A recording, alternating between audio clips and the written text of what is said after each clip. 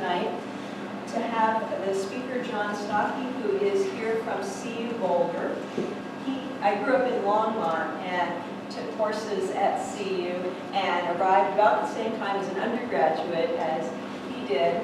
And he has a background, he comes from the University of Arizona, which is one of the most prestigious astronomy programs in the world, and has a background doing research in X-rays. But he has also developed a unique set of classes at CU Boulder in ancient astronomy, which teaches a lot of the history and the cultural traditions in astronomy. So we are very fortunate to have him as an expert in the field be here tonight. So thank you very much.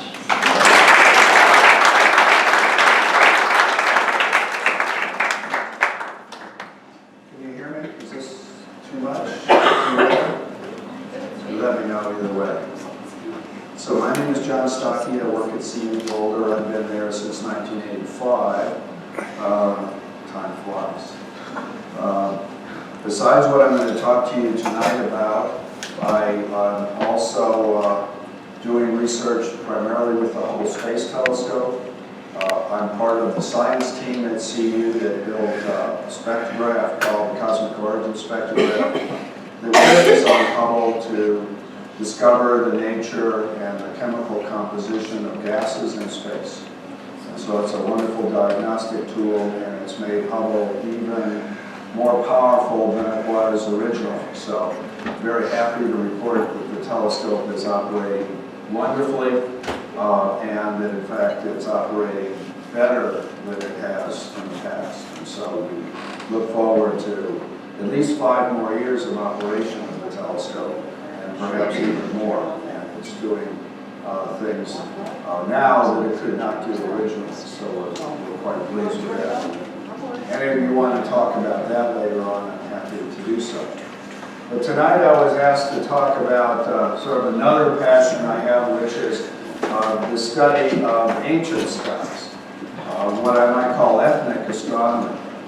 It's very interesting. I didn't know that I would be translating a mural here for you tonight, but I was asked to talk primarily about Lakota astronomy.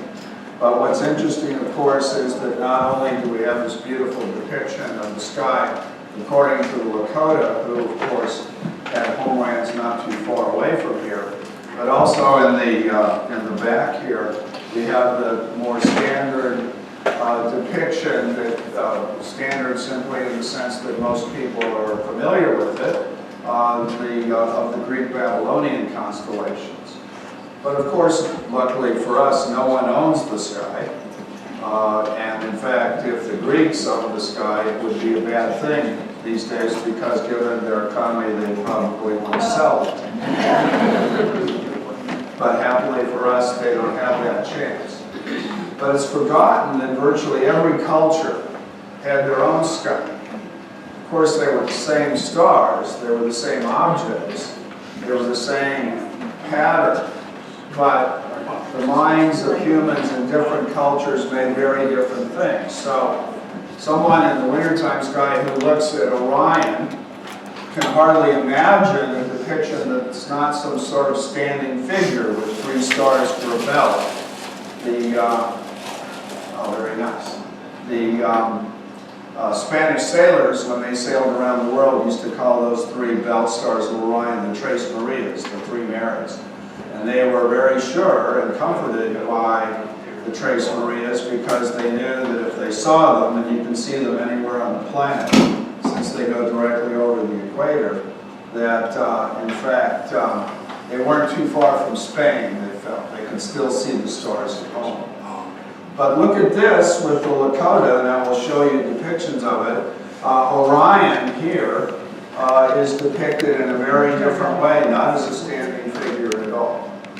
And so, since most of you can't see that depiction, you can look at it later, and I'll show it to you.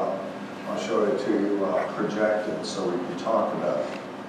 So, if you have any questions as I go along, please just interrupt. I planned this talk so that I'm just talking about the Lakota tonight, and so there should be plenty of time. What's interesting is not only that different cultures saw the stars in different ways. But they had quite interestingly different approaches to the stars. They had different traditions with respect to the stars. And just like many cultures, the Lakota tradition is unique to them. And not only is it unique, but it's unique in a way that is different from other cultures. Let me explain. You see, their constellations were also a roadmap. It was not only just what they call the celestial mirroring, but also a roadmap that told them when they had to be in specific places during the year. So they conducted what could only be called today a sacred pilgrimage through the Black Hills, attuned to the stars, in the way that as the sun moved through the constellations of the Lakota, so the Lakota on the ground mirrored that motion of the sun through the stars with a simultaneous motion on the ground. I know of no other culture that did that specifically, but certainly it's a way both to tell the time of year, as I will explain, and also to honor the tradition of each place by conducting ceremonies at the right place, but also at the right time, timed by the location of the sun in the sky. So tonight we're going to be talking about Lakota star knowledge, and when you think of the Lakota region, the first thing that at least I think of is this wonderful national monument set aside by the Antiquities Act, by Theodore Roosevelt, in fact, one of the very first of our national wonders in the West that was set aside. And so tonight I'm not only going to be telling you about this tradition, but by showing you some of the areas and basically encouraging you to go to the area and see these places for yourself. And in that way, look for things that most people wouldn't necessarily look for when you go to the Black Hills. And so, white call this Devil's Tower, but to the Lakota it's Matotopia, Bear Lodge Butte. And it will figure very centrally in the story tonight. But first, a little bit of background, because I want to set the stage for what the Lakota did and actually had the potential to still do. We don't think about what time of year it is. We look at a calendar on the wall. We don't necessarily even look at the sun in the sky. We might recognize that it's higher in the summertime and lower in the wintertime.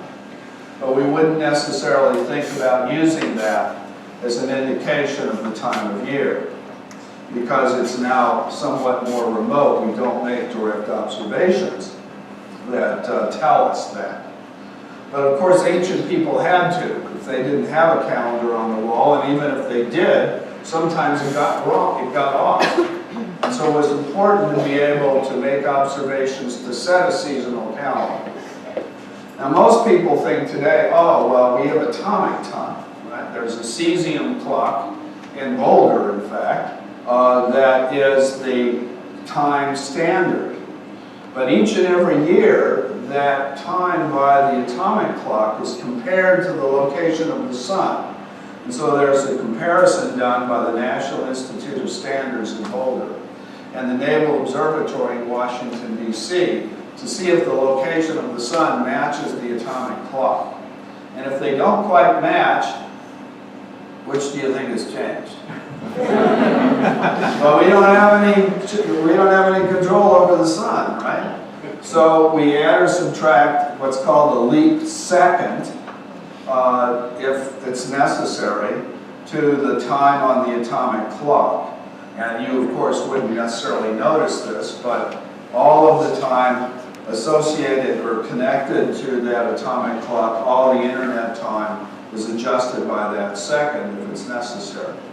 So the question is, how would you know? Well, the position of the sun, obviously, is one of those ways, and here's the traditional ways. The traditional ways are to use the shadow or the image of the sun near noon. how high or how low it is in the sky, either casting a shadow of a gnomon, which is just a fancy name for a vertical stick stuck in the ground, or using a pinhole. And I mention this specifically because you can, if you go to Europe, this is another thing that you can do rather than see some of the more traditional things that a tourist would see. In all of the major churches in Europe, there's typically a pinhole and a meridian line. And that pinhole images the sun onto the meridian line and tells the time of year. And so traditionally, that was actually how it was done. Here, let me show you about that. This is, in fact, well, you can't even get there to see it typically, but this is the most famous meridian line. So this is Vatican City. There's St. Peter's Cathedral and Bernini Square in front. This is the Vatican Museum. Well, here mostly, there's some here, but not too much. This is the secret archives here, which is the reason you can't get up to the Tower of the Winds, which was important in 1576 because this was Pope Gregory's study, where the Pope brought various heads of the governments of Europe to try and convince them to change the calendar. Now every government that was Catholic changed pretty immediately, so all of Southern Europe changed quite quickly. But it was a selling job that Pope Gregory had to do to convince the people in Northern Europe, which of course were undergoing the Reformation, that really had to be changed. And so, for example, England and the United States, well, it wasn't even the United States then, had to change much more time because the calendar continued to be off. And so this Gregorian calendar, excuse me, this is the button I need, was actually depicted here on the ground, or here on the floor of this. Let's see, I thought, yes, there it is. There's a pinhole up here on this fresco to the south that depicts a boat at risk on Lake Tiberias, which was actually symbolic of the poor souls who had broken off with the Catholic Church. That's another story. So here's the pinhole, and an image of the sun would come down here onto the floor. And so this is just sort of a cartoon that shows that effect. Pope Gregory there on the medallion is the one who's, was his study. And eventually he passed on long before most of Northern Europe changed the calendar. And what might be interesting for you to know is that because of that change, which dropped by the time America and Britain changed, some 3 weeks from the calendar, including George Washington's birthday. So if you don't like celebrating George Washington's birthday, it actually never happened. In some senses, it was in April, at least by the Gregorian calendar. And of course, Galileo came later than that. And so there was actually a pretty happy relationship between astronomers and the Vatican at that time. And so this is an example of a meridian line. There's some beautiful examples in all the major churches. Santa Maria del Fiore in Florence, if you get there, the Duomo, the big cathedral there. Santa Maria dell'Angeli up from the train station in Rome is the best example I've ever seen. The major Duomo Basilica in Bologna, Italy. They're all over. You have to look for them, but they're beautiful depictions. Of course, excuse me, I keep moving. Sorry about that. They, in fact, cast the position of the sun, the image of the sun, all along this line during the year, with here being the winter time and here being the summertime, so you can set up quite a nice calendar that way. A second way in which this can be done is not using the position of the sun in the sky as much as the position of the sun along the horizon. So here is an example from the Hopi Indians, a Pueblo group who live in northern Arizona. From the first mesa, village of Walpi, it's called, there is a spot at the west end of that mesa, up on a house where there is a stone seat, that if you sit in that location, you can determine accurately the time of year by the position that the sun sets. So here's sort of a time lapse as time goes on from November, December, moving further south, but notice that the sun is getting, sunset is getting closer and closer together. So it's actually pretty hard to determine the exact day of the winter solstice, the shortest day of the year, because the sun sets almost in exactly the same location for almost a week. So what the Hopis do is quite clever, which is they watch over time to see that there was a position right there that the sun was 11 days before the solstice, because then they saw it return to that location 11 days after the solstice.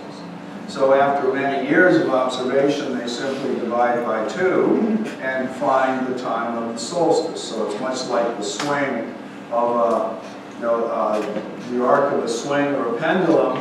So how do you determine exactly where it is at its end? It's hard.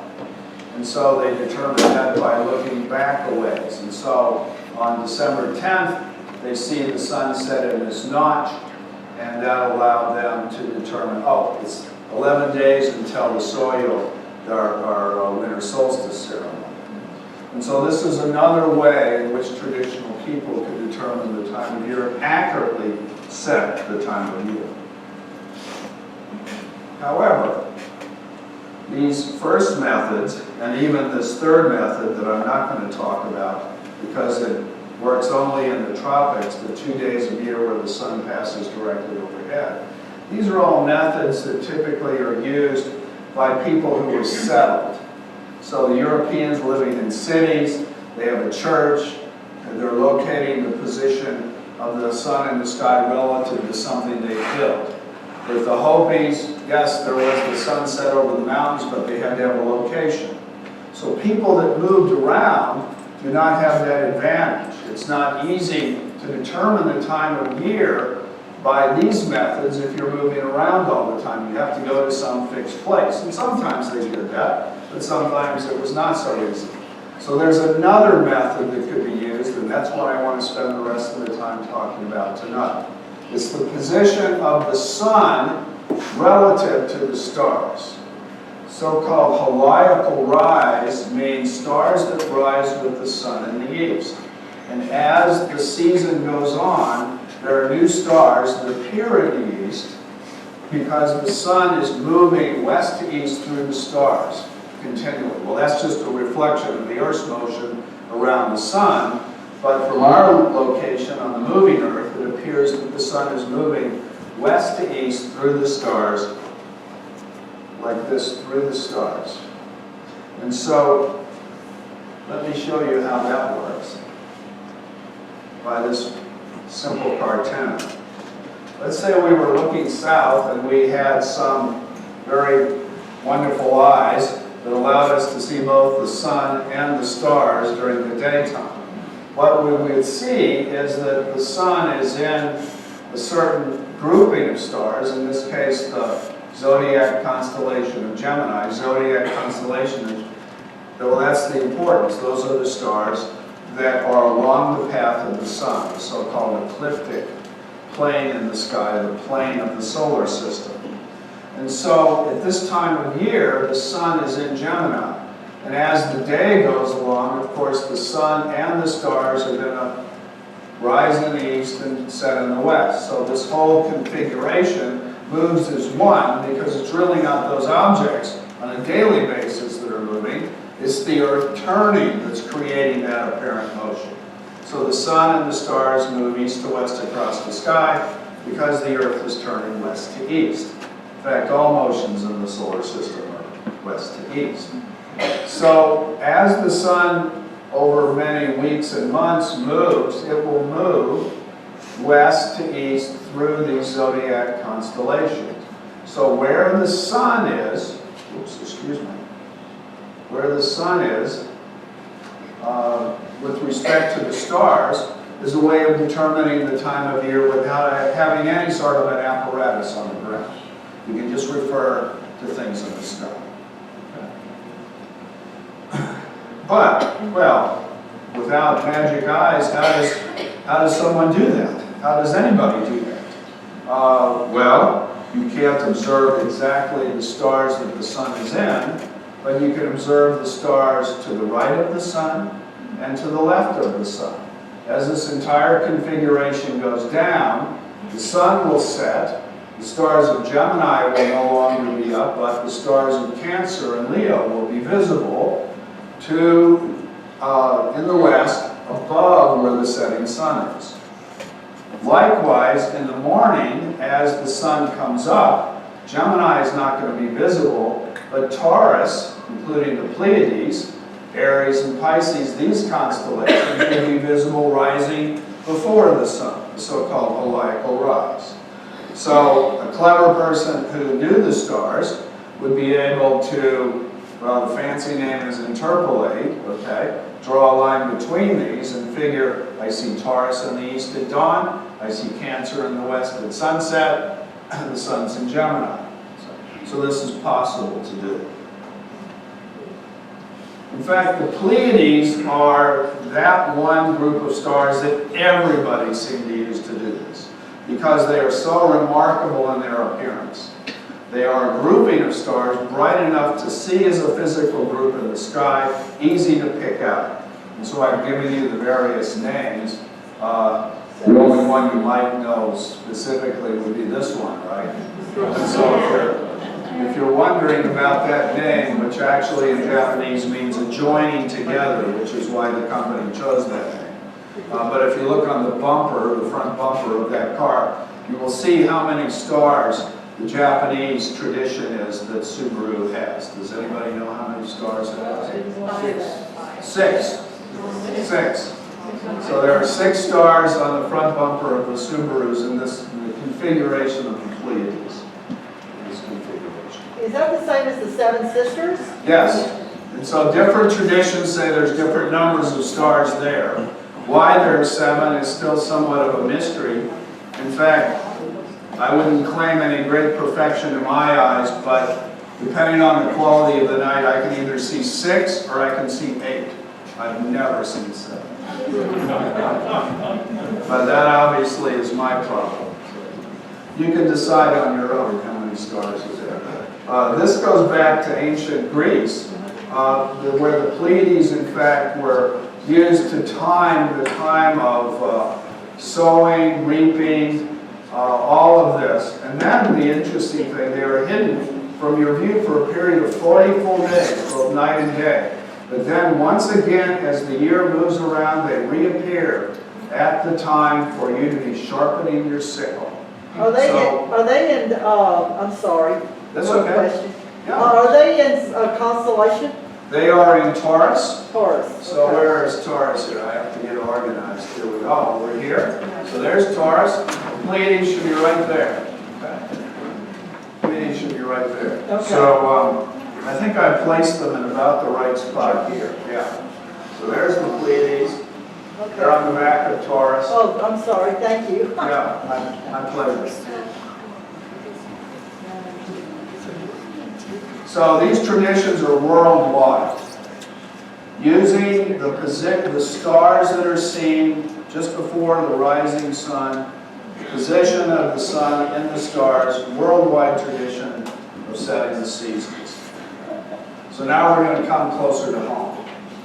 And we're going to talk about that specific use of that tradition now that we understand its context and that it's a worldwide phenomenon in the ancient world.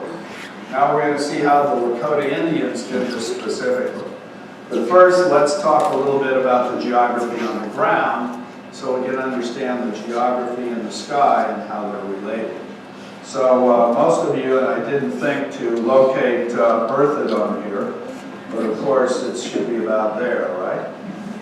We're right there. Well, right down here. You're not going to be below the floor.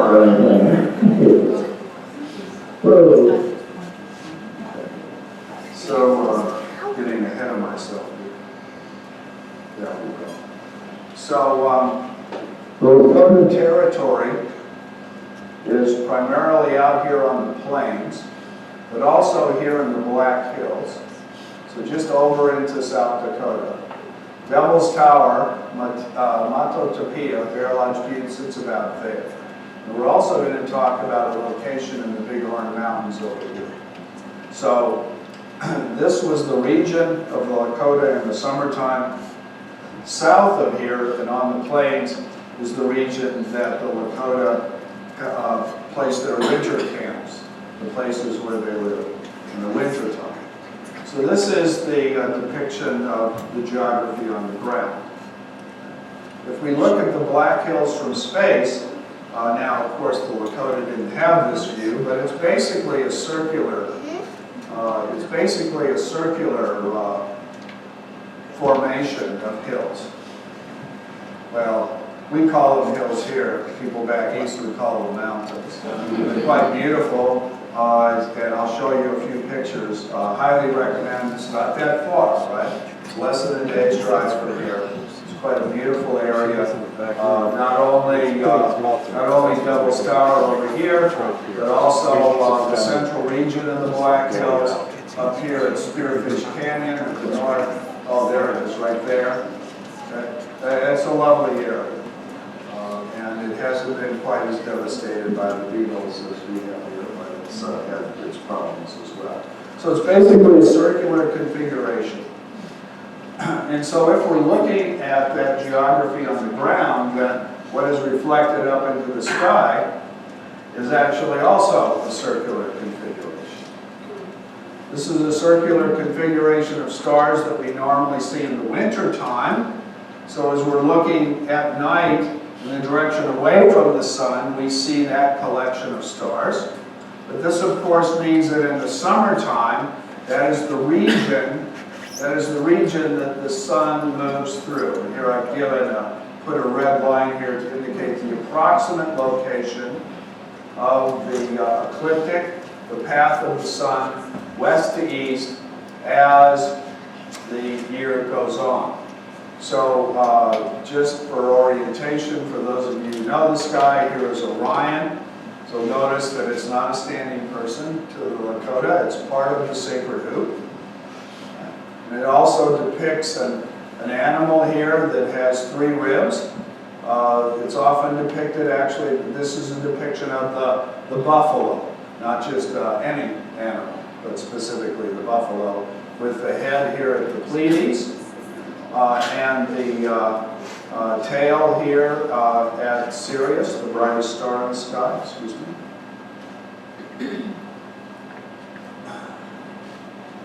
And the zodiac constellations, Taurus is here because there's the Pleiades, Gemini is here, and to the west of Taurus is Aries, another zodiac constellation. But what's now depicted here are not the Greek Babylonian constellations, but the Lakota constellations.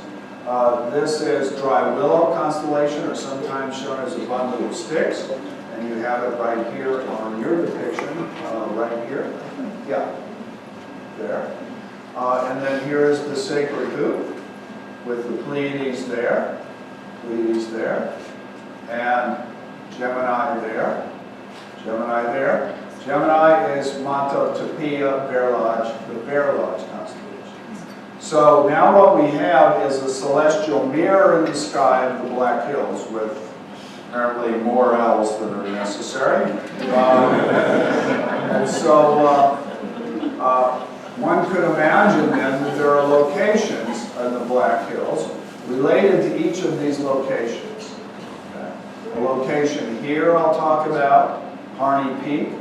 A location here I'll talk about, Buffalo Gap. And a location here I'll talk about, Bear Lodge Butte. And a location here at the center, Peshla, or Hart Prairie, at the center of the Black Hills. But I also begin the story with the winter camps in which the Lakota are well away from the Black Hills in their winter camps.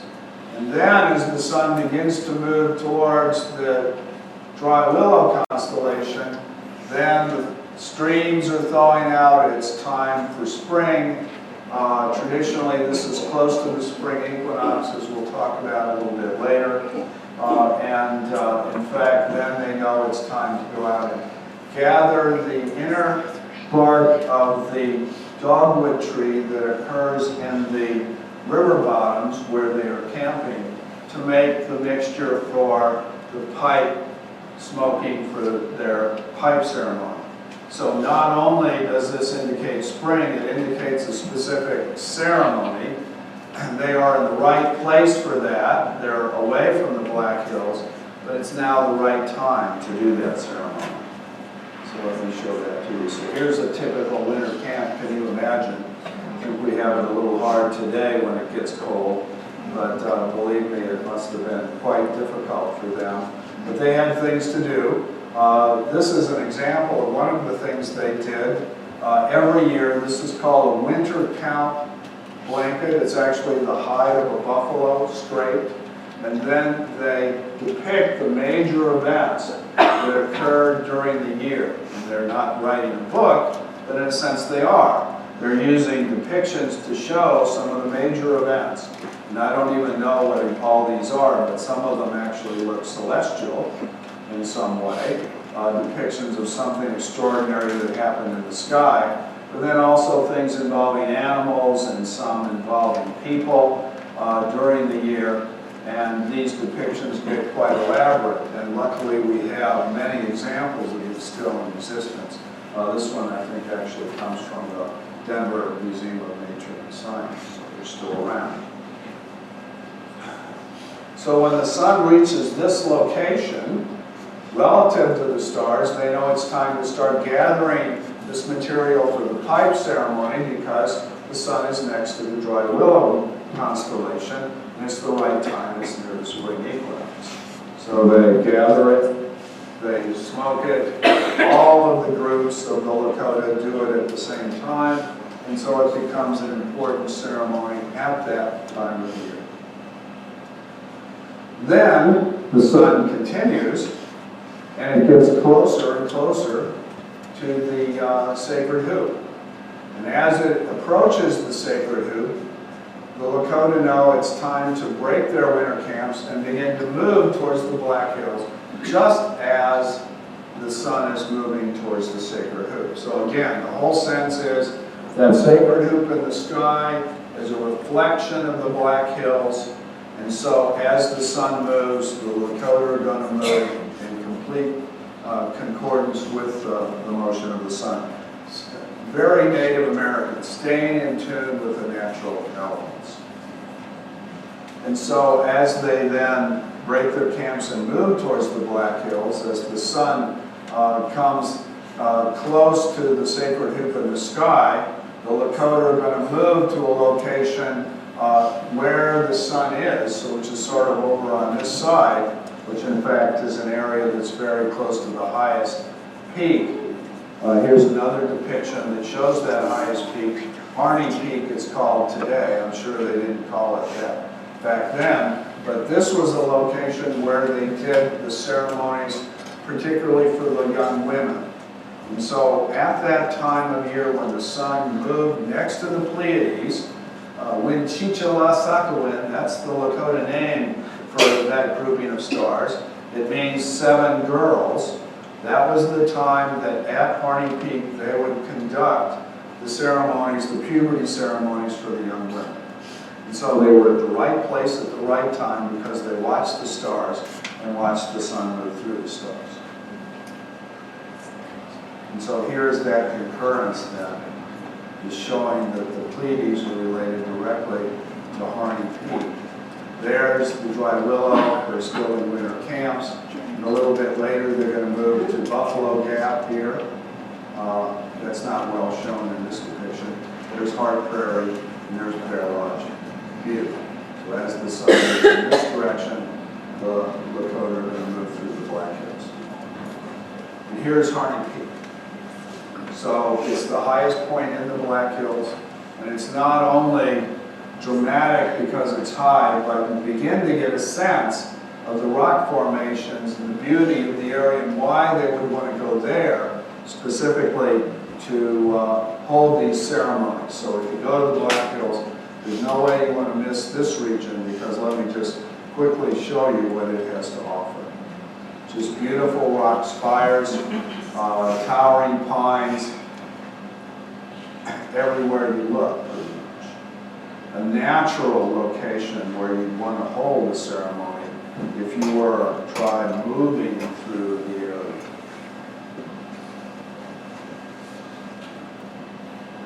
Spirit Lake. Did they always settle in the same spot? I actually don't know where specifically they did these ceremonies. I just am aware that they were somewhere in the location of Harney Peak. And so I certainly don't know. I can tell you that it was more than just one band of Lakota that did this. And so each band, in fact, may have had a different area. But I also should say that not all Lakota bands did this. There were just some of them that made this pilgrimage each year. Potentially the most traditional, I guess, would do this. But I don't know the exact locations. But then coming out of this rock wonderland near Harney Peak, as the sun continues to move, as you move south from the region of Harney Peak, you find other regions which are quite different. And that's where a lot of the buffalo were. Because now the land is flattening out, it's becoming more like grazing land. And certainly in the winter time, in a more protected area, this would be where the buffalo were. And that's important for what I'm about to tell you. Because you see, when the sun got to this location, so a little bit further on from the Harney Peak, Winchichila-Sakowin position, here, we got to here, directly below the stars in like Capella there, in the Greek constellation of Auriga, and the top of the sacred hoop, directly between there and Rigel down here. This location on the sacred hoop corresponds to a specific location at the edge of the Black Hills. You see, so here's the racetrack, as it's sometimes called, that goes around the Black Hills, the sacred hoop. That's the edge of the Black Hills. So this location is at the edge of the Black Hills. It's also in the location of this constellation Tiamni, which is supposed to depict a buffalo. And so it's also related directly to the buffalo. And in fact, the position of the sun at that location meant it was time for the Lakota to move to a specific location at the edge of the Black Hills. It's in fact called Buffalo Gap, for reasons that will be obvious in just a minute.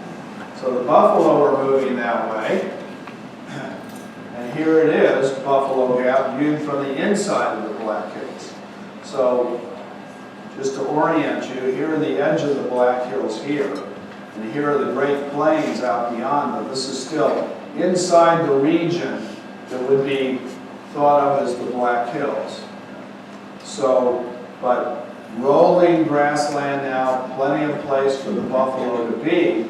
Why would the Lakota want to move to that location? Well, as viewed from the outside, Buffalo Gap looks like this. You see, it's a very narrow area that the buffalo have to come out of at that time of year to get out to the Great Plains. Now, remember, the Lakota did not have horses until after the Spanish came. And so, who knows, and I'm about to speculate about that, how long this tradition went on, but certainly we know that the Lakota must have seen the buffalo as entirely necessary for them, providing food and clothing for them at the very least, and probably a lot of other things. It was their magical animal that they had to have in order to survive. Well, just being on foot, how would they have done that? The answer is Buffalo Gap. This could well have been the make or break time of year for the Lakota. So when the buffalo came through here, they were restricted between these two very narrow cliff areas, and the Lakota would have an opportunity to kill them at that time, to hunt them, but only if they got there at the right time. Well, how did they know the right time? They knew the right time because of the position of the sun with respect to the stars of the sacred group. So this was also a very practical thing. It was not just ceremonial, it was exceedingly practical that they be able to read the stars in this particular way. And so when the buffalo came, they were ready. And they were ready to make the hunt that they needed to make. It's probably the most important hunt of the year. Because once they got out to the Great Plains, then it was going to be a lot harder for people on foot to be able to hunt them. Well, the sun continues to move on. It has now arrived at the center of the Sacred Hoop constellation, directly above the stars that we would call Orion. And so by that motion, the Lakota knew it was time to move to the center of the Black Hills. And here is that center. It's a slightly bare mountaintop right in the center. So these are some of the mountains. This is actually close to Harney Peak. We're looking down into the center region. This is more over in the direction of Spearfish Canyon. Devil's Tower is over in this direction, but this is now in the center. This particular piece of land has finally been returned to the Lakota. So even though most of the Black Hills are still either state-owned, privately owned, or nationally owned, this small pieces they're beginning to regain. And Peshla, the hard prairie at the center of the Black Hills, is one of those.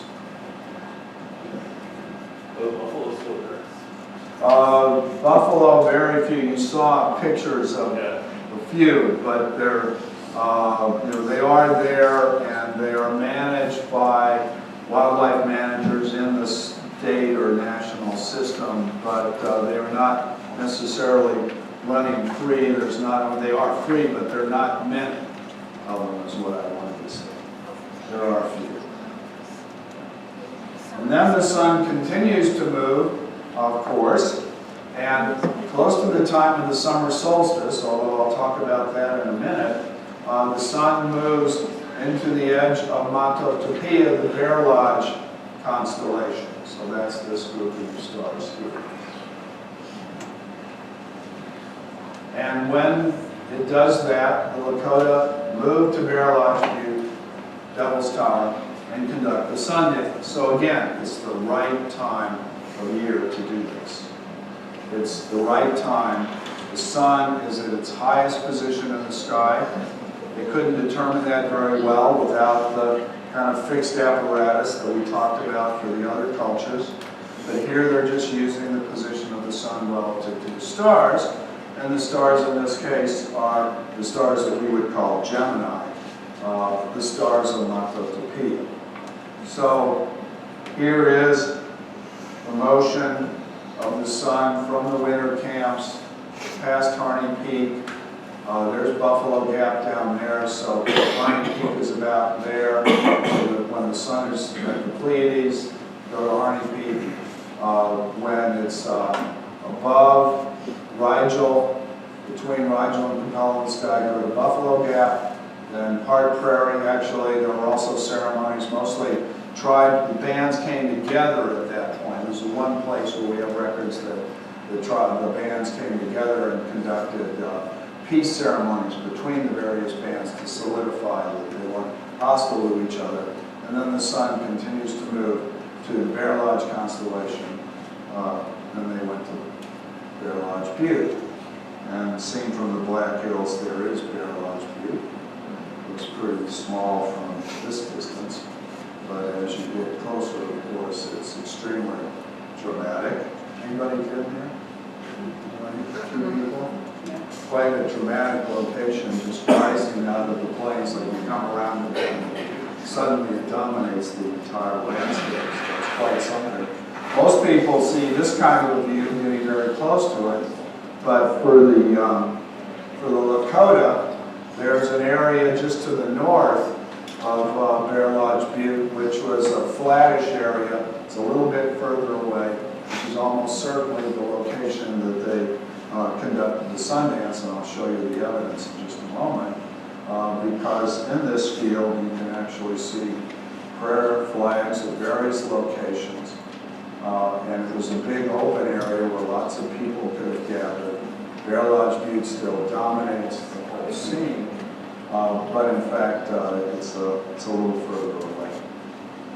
Just some prayer bundles attached to one of the trees in that area, and it's right about there. So Question? here's the Black Hills, the Devil's Tower, Bear Lodge Butte is about there. There's the town of Sundance. Spearfish, South Dakota is more over here. Yes, ma'am. Question? Question, do they now close the monument for them to do some of their tribal gatherings and ceremonies? I am not aware of that. Actually, some of the people that we talked to in the region had no knowledge of the tradition at all. Really? So I did not investigate to see whether local officials do this, but I have no indication that actually any Lakotas still do this pilgrimage. There is something like this pilgrimage that is done on occasion, but certainly not seasonal.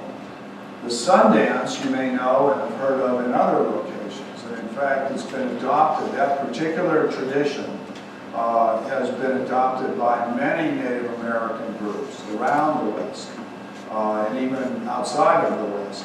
And it's also not conducted always at the summer solstice. It's conducted at various times.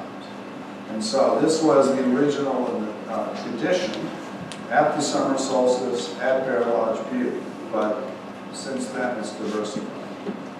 And so I have to say I don't know exactly where the Lakota or various parts of the Lakota tribe conduct this ceremony. Oh, right, I was going to show you another location and how it might be related. Because over here in the Bighorn Mountains, west of Sheridan, Wyoming, a very remote spot up at about 9,000 feet on a ridge, is another, in a sense, well, it's the only thing that I can point to and say, okay, well, there is an artifact on the ground that could have been used in some way to tell the seasons or to do something different than using the sun relative to the stars. It's one of many like this across the West, so-called medicine wheels, but this is probably both the largest and the best preserved. And it's very well preserved because it's in such a remote location. Has anybody been here? Anybody been to the Bighorn Medicine Wheel? Well, it's probably worth the trip because it's the best preserved of all that you might see. And so it certainly must be related to Lakota traditions because it is so close to Bear Lodge Butte. It's not that far away. And notice its configuration. This spoke configuration, the circle, the various cairns, little fire pits basically. And so there was always a suspicion that maybe there was something interesting about the specific location of these cairns, because you can see they're not very regularly spaced around it. Maybe there was something going on with an alignment of these cairns and a celestial object. Well, we saw that at Hopi, where we saw that given the silhouette of the mountains, if you stood at a certain specific place on First Mesa, you could tell the time of year by the location that the sun set relative to that background of mountains.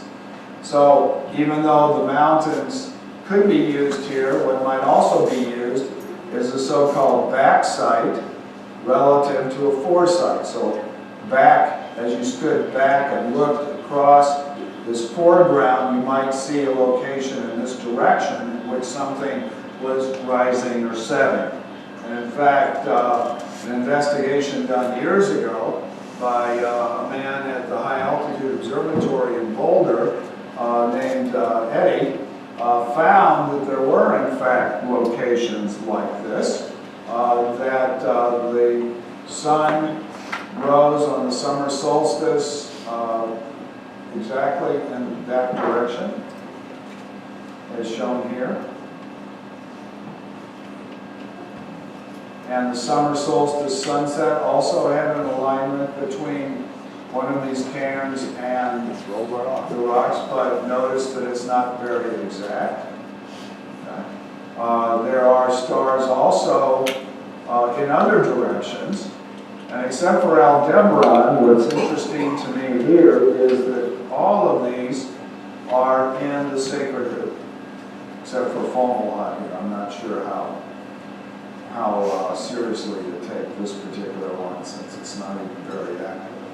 But Rigel, Sirius, and instead of Aldebaran, which looked a little off to me, I substituted Winchichilasakowin. Well, Eddie decided to look at the alignments with bright stars, and he forgot that ancient people viewed the Pleiades in much the same way that they would view a bright star, and so I would contend that there's a third object in the sacred group, all rising on the horizon at different times. But they don't do that today. They did it between 0 and 400 AD, or what we call today in the current or common era. They did it only in this time period. But in this time period that all these alignments work. That all of the stellar alignments work for that time period. And Eddie hypothesized that, well, that was the time that this was built. That was the time that people started doing this. And of course, this very slow motion of stars rising positions and setting positions on the horizon, it's a very slow motion. It's called the precession of the equinoxes, a wobbling of the Earth's axis. It goes through one full cycle in 26,000 years. So it's an extremely slow process that most people over a short period of time would not notice whatsoever. But in this particular case, it allows us a guess at when this structure may have been built. Well, this is true, and because my computer doesn't work here, I apologize, I'm not able to show this to you, but if I actually look at the positions, let's see, if I can go back to this. What I've done is I've cheated a little bit, because this is actually the position of the sun relative to the Bear Lodge constellation in 400 in the current era, not today. Today, the sun would be more like here. So the point is that there's a concurrence between this tradition of the Lakota Pilgrimage and the locations at the Bighorn Medicine Wheel, that this tradition is quite old. This is far from proof, but it's suggestive the Lakota were doing this for potentially of order 1,000 years. Every year for 1,000 years, they made this pilgrimage before any white people came into this continent. And so if this is correct, this is one of the oldest traditions that we have here in the Americas. And it's a tradition which, in its own way, is quite unique. It's worthwhile sort of bringing this all up to date.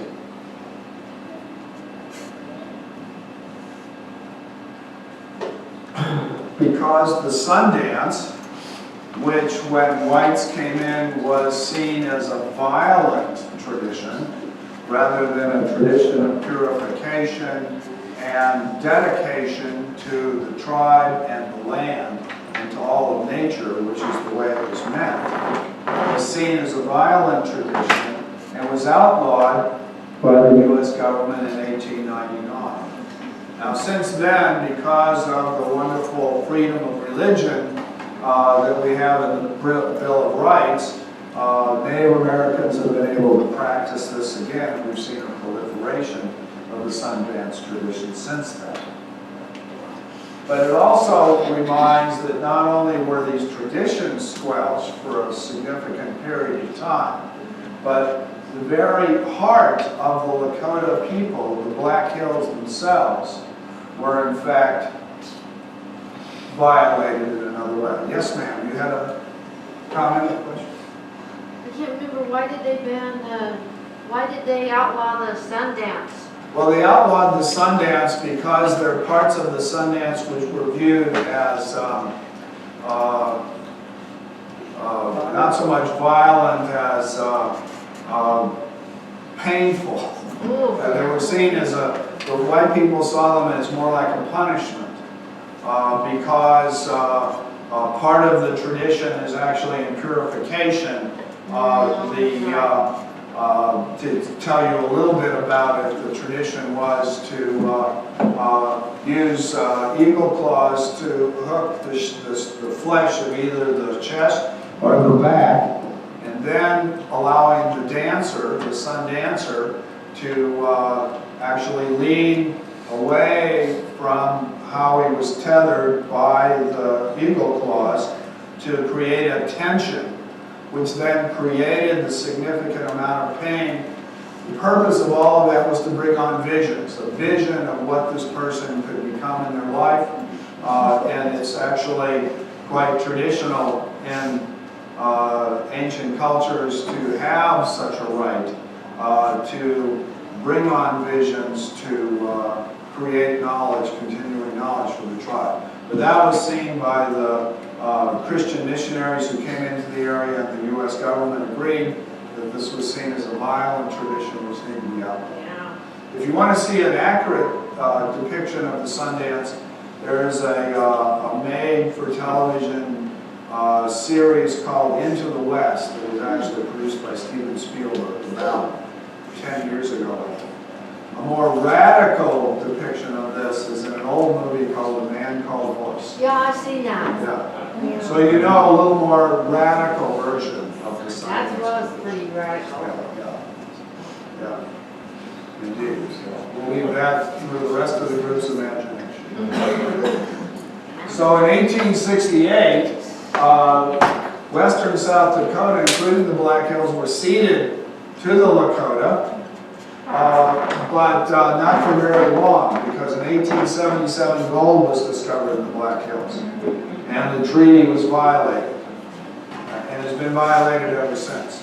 The lands have never been returned to the Lakota, and so in the 1950s and then later in the 70s, the Lakota tribe went to the courts and eventually to the Supreme Court, and the Supreme Court settled in favor of the Lakota.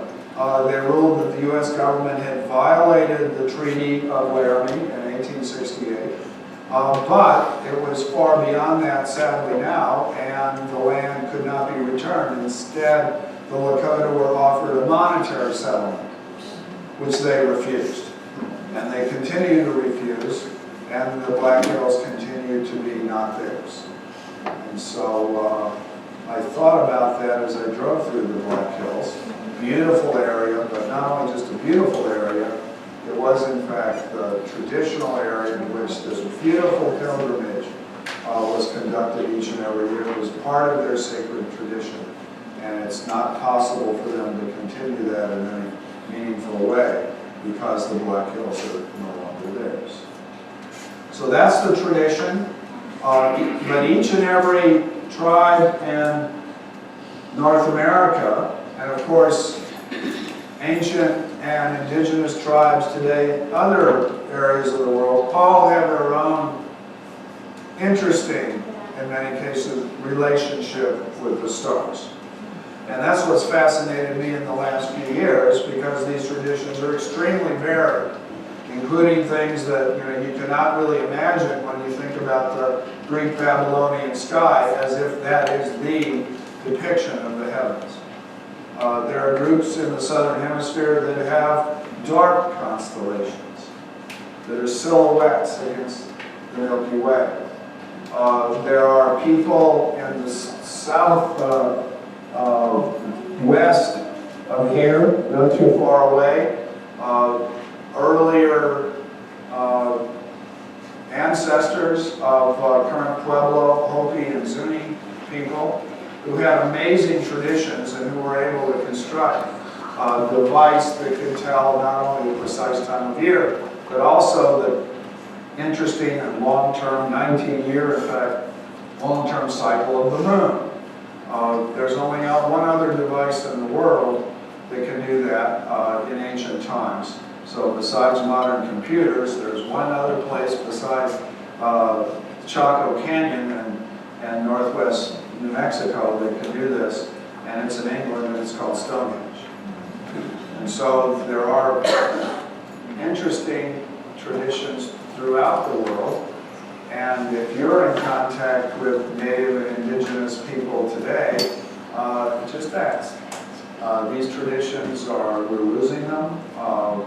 People are not being brought up within the culture that they were born into, but in fact are learning in what I could only call government schools, like I was, like you were. And so we lose a lot of these traditions that are passed on through generations. And so they're, in my opinion, worth saving. Thanks very much.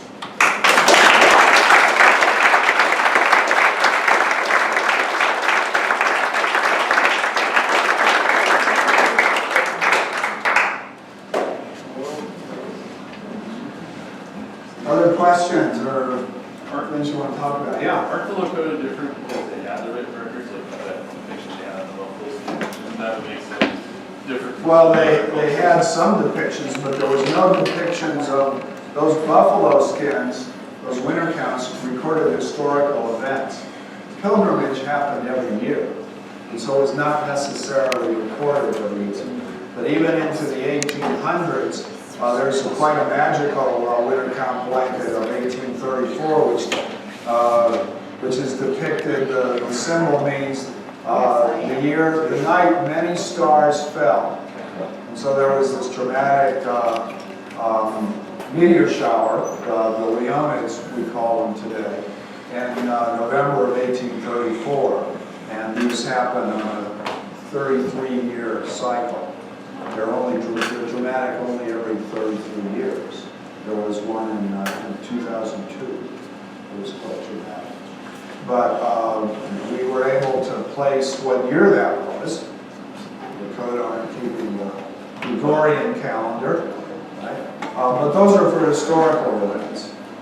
This tradition was actually, there's a nice book by Ron Goodman that talks about this tradition. He learned about it because he taught there, and then he started interviewing elders, and so they knew about it. So there's probably parts of it that still need some investigation, and maybe there's more to it that we don't know. But this is what I know.